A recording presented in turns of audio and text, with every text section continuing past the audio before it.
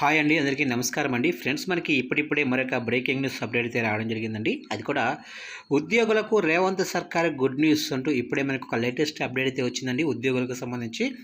అయితే ఇందుకు సంబంధించిన పూర్తి వివరాలు అయితే మన వీడియోలో తెలుసుకుందామంటే గుడ్ న్యూస్ ఏంటనేది వీడియో మాత్రం ఎక్కడ స్కిప్ చేయకుండా చూడండి ఫ్రెండ్స్. అప్పుడే మనకి పూర్తి సమాచారం అయితే తెలుస్తుంది. ఇక లేట్ చేయకుండా వివరాల్లోకి వెళ్ళిపోదాము.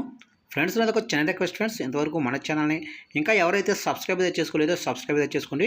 ఎందుకంటే గవర్నమెంట్ నుంచి ఇలాంటి ముఖ్యమైన అప్డేట్స్ ఎప్పటికప్పుడు మీకు తెలియజేస్తూ ఉంటాను. ఇక లేట్ చేయకుండా టాపిక్లోకి వెళ్ళిపోదాము. ఉద్యోగులకు తెలంగాణ ప్రభుత్వం గుడ్ న్యూస్ అయితే చెప్పింది.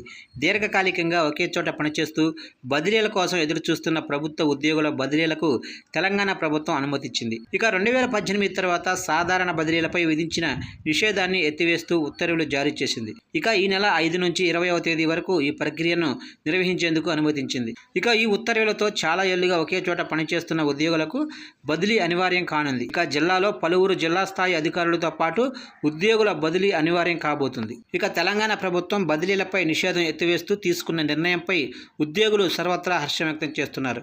చాలా ఏళ్లుగా ఎటువంటి బదిలీలు లేకపోవడంతో అనేక మంది జిల్లా స్థాయి అధికారులతో పాటు ఉద్యోగులు దీర్ఘకాలికంగా ఒకే చోట పనిచేస్తున్నారు. కొన్ని శాఖల్లో అధికారులు 20 ఏళ్లుగా ఒకే చోట పనిచేస్తున్నారు. ఇక ఈ ఏడాది జూన్ 30 నాటికి 2 ఏళ్ల సర్వీసు పూర్తి కాని ఉద్యోగులకు బదిలీల నుంచి మినహాయింపు ఇచ్చింది. ఒక స్థానంలో 4 ఏళ్లు పూర్తి చేసుకున్న వారిని తప్పనిసరిగా బదిలీ చేయాలంటూ ఆదేశాలు జారీ చేసింది. ఇక వచ్చే ఏడాది జూన్ 30 వరకు పదవీ విరమణ చేయనున్న ఉద్యోగులకు ఈ బదిలీల నుంచి మినహాయింపును ఇచ్చారు. ఇక ఏ క్యాడర్లోనైనా 40% మించి బదిలీలు చేయవద్దని ఉత్తర్వులు స్పష్టంగా పేర్కొంది.